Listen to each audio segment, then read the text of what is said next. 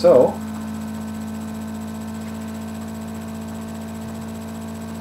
let's consider the three levels of reality. The three levels of reality are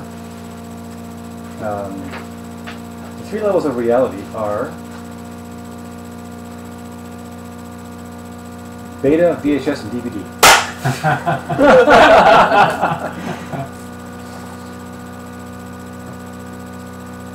They are, but so the three levels of reality are VHS, DVD, and beta.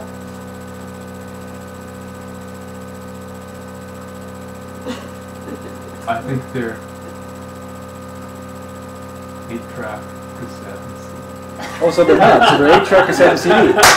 Okay, so the three levels of reality are definitely audio equipment. Something to do with audio equipment. The three levels of reality are audio equipment. No. So the three levels of reality are something other than audio equipment. Yes. So the three levels of reality have to do with the atmosphere. No. It's not to do with the atmosphere. No. The three levels of reality have got to do with the core of the Earth and all its levels. Heat. No. No. There's three levels of reality have something else in mind. That's right. You can't tell me what the three levels of reality you're describing. No. You can tell me. Yep. Sure.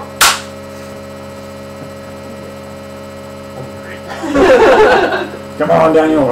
You can do it. Obvious, hidden, and deep. Yeah, so the three realities: obvious reality, hidden reality, and deeply. Don't give yourself a heart attack. Obvious reality. Obvious reality is the deep workings of karma.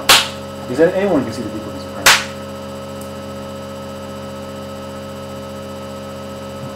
No, so not everyone can see the deep workings of karma.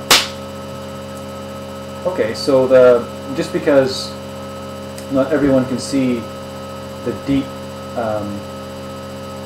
workings of karma doesn't mean that the deep workings of karma are not necessarily obvious reality. That's right. So now what? You're telling me that actual deeply hidden workings of karma could be obvious reality? Is that what you're telling me? Really? How could it? Okay, let's take an example. A normal person living in the world, there's no way that they can understand the deep workings of karma. So there's no way that it could ever be obvious reality. That's not true. There's some other possibility. So there's a possibility that could make it that the deeply hidden workings of karma could be obvious reality. Well, I guess there's no way you could tell me how that could work, Daniel. You can't tell me. So if I say you can't tell me, when you think you can, you look at me like I'm crazy and go, no. No. I go, well, you can tell me. Yes. Show me something. If somebody has developed understanding or wisdom to understand how karma works, then even though it's deeply hidden, it might be obvious to somebody who understands. Nicely done. So in other words, to an enlightened being, Shinto Koki, or deeply hidden reality, does not apply to the workings of karma. That's just like everyday stuff for an enlightened being, right? So then, that means then, well, I guess what you're telling me then is the deeply hidden reality is relative to who's looking. So any object could be all three. Depending on who's looking. Okay. Nice. Isn't that fun? No. It's not fun. But you'll never forget. You'll never forget. But I have a question. Yeah, please ask. I understand how Dave's experience with his computer being stolen could lead to deeper understanding of karma and help liberate him in some way. But how does a young child dying, or someone who maybe isn't conscious of certain understandings, and terrible things say happen to them? Yeah. And we know the world is full of terrible things happening to people all the time. So how are they benefited by terrible things that happen to them in a way that David can be benefited by what happened last night when his Right. computer was stolen? So that's, to me, it sometimes seems that karma is an extraordinarily harsh teacher, and that many people suffer greatly even if there's supposed to be some karmic teaching and suffering. And I find that to be honest, I find it to be quite unjust. It is unjust. Quite cruel. There's nothing fair about life. There is nothing fair about life. The only thing that's really fair, they would say, is karma. It's only karma that's fair. Life is not fair. So, and even you could say karma is not fair in the sense that it grows. But yeah, how could a 4-year-old benefit in the same way that Dave could benefit? Right? A 4-year-old gets physically and emotionally abused. Can't really. The only way that you can, in order to, this is a nice question, we're going to get to a little bit later more about karma, but are you staying for the day or some of which classes are you, just this, I'm going to try and watch, but I can only be here for this class? Okay, because we are going to get into karma later. You have to buy past and future lives to actually really be able to get your mind around how it could possibly be that someone could suffer like that, or anyone could suffer in the intense ways that they suffer. Good people, right? Why do good people die of cancer?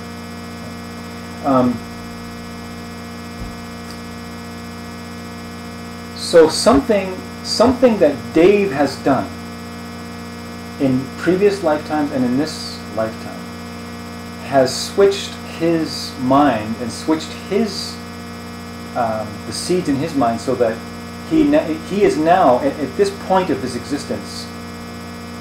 You know, if Dave is who he seems to be to everyone, we don't know.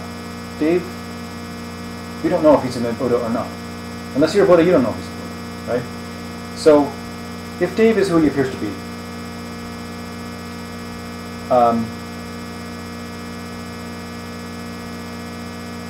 then he has the great virtue to have that opportunity, to have the, right?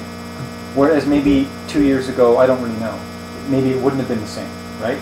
So people's karma pops and grows and changes. So then, the only way that you could look at a child suffering intensely as a good thing, as a good thing, is there only one way that you look at it like that.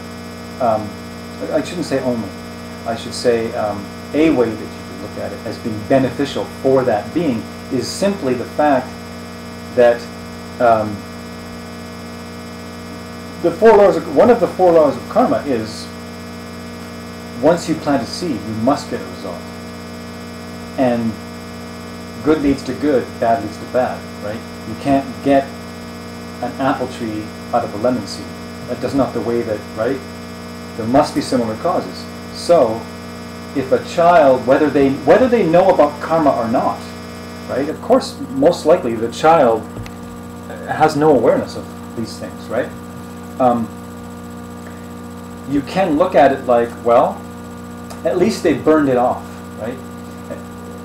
At the very least, at least whatever they had coming to them came and is gone, right?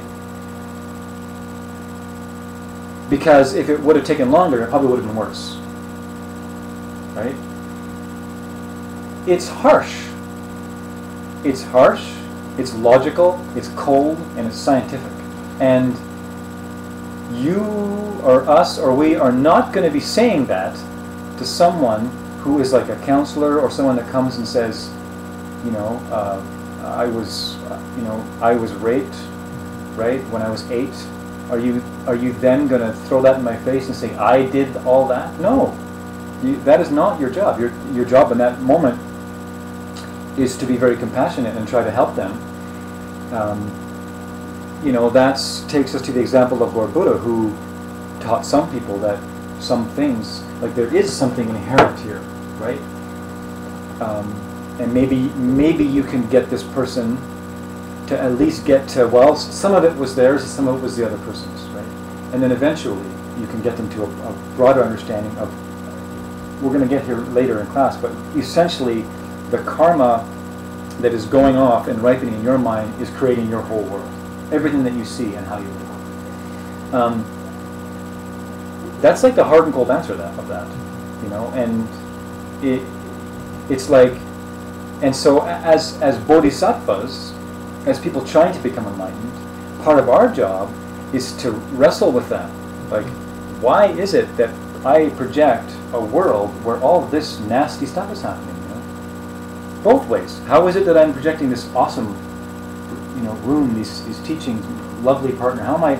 But also, why the heck am I projecting war and atrocities happening to people? I mean, I think anything that you could imagine that is nasty is going on somewhere in this world, right?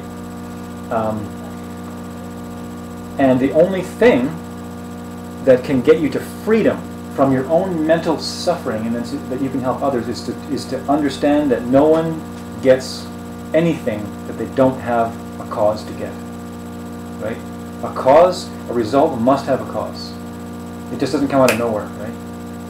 And so, you know, if a person doesn't have in their heart, in their mind, the seeds or the causes to experience pain, no one can make them experience pain. You know, they can't experience pain. They can't have the perception of themselves in a situation where they will feel mental anguish if they don't have, if they, you know, those kinds of things are removed from their mind. Because at some point along the line between now and however many lifetimes or this lifetime, your mind, if you do the right things, you follow the lamb rim, your mind is flushed out of those habits, those capacities that make us see nasty things and feel nasty things. So in between then and there, it needs to come and go. Right? And the other thing is, we don't really know what each person is experiencing, right? You know, we don't know what their experience was or is, but we must act on what we see. It's valid, right? You see someone that looks like they're in a suffering situation, you can understand that, well, that might be an enlightened being pretending. But if they are, they're doing it for you, so that you act in a compassionate way, so that you can get seeds in your mind, so that you don't see those things, right? It's really kind of crazy and simple. It's whacked out, and it's also very simple and logical. Right? And so does that answer your question? It's kind of, sort of. You don't look totally happy. You look Oh like no, I'm happy. I'm just yeah. I mean with the answer. Yeah. I'm not saying you don't look happy. I wrestle with this issue, so It's an issue. It's an issue that everyone must wrestle with, right? Why is there suffering in the world? Why, right? And that's what Buddhism offers, is a way to think about it and a way to change it in your own world.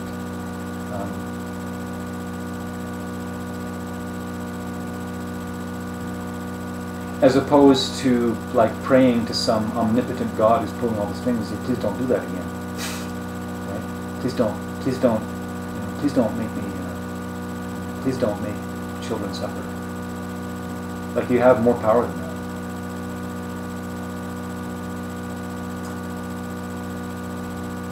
because they would say, right, if anything that you see in your world, if it looks bad to you, and you don't like seeing it, you planted that seed. Right? And it may have been 14 lifetimes ago. We don't know. We don't know. We don't know. You know, we've lived countless lifetimes. It's like I don't know if you were I don't know if you were in that class, but I was saying that, you know, your entire weight of all your countless lifetimes are bearing down on what you're looking at right now, right? And so that's our whole world. Right?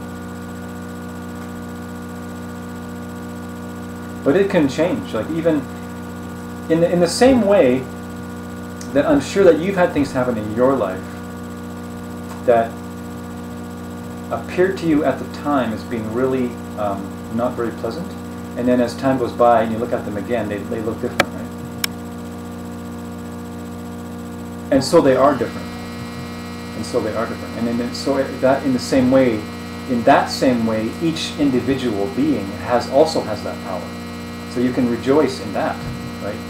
You can be happy that each individual being has the capacity to plant karma and change their whole reality. And there is the possibility that a child who is being mentally and physically abused at the age of 4 could go through their life and reach some kind of teachings and then look back on that moment and it be a cause for something much greater.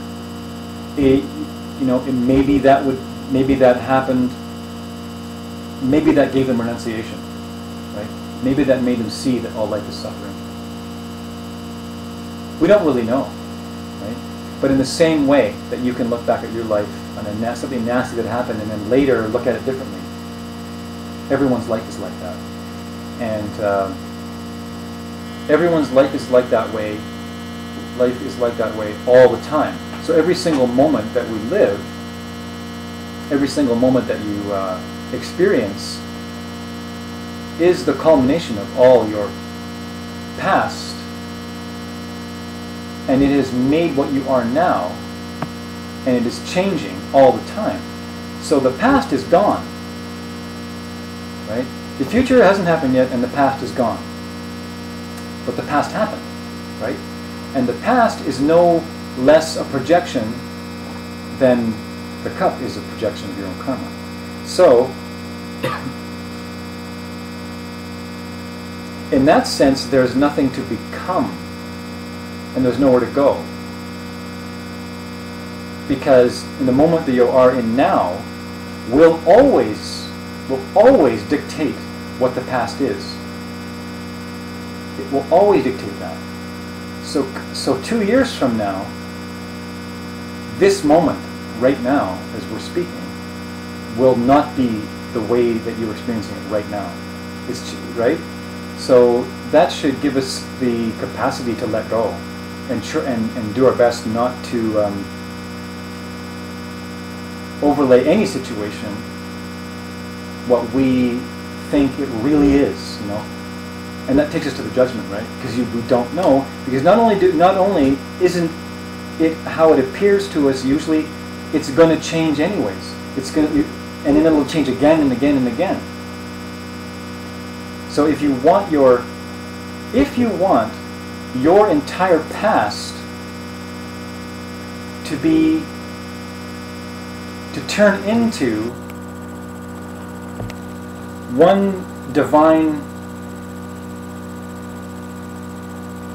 momentous moment after the other that pulls you into enlightenment, then you plant the seeds for that, right? You help others, you teach others, you're kind to others, you meditate, you do all what you do.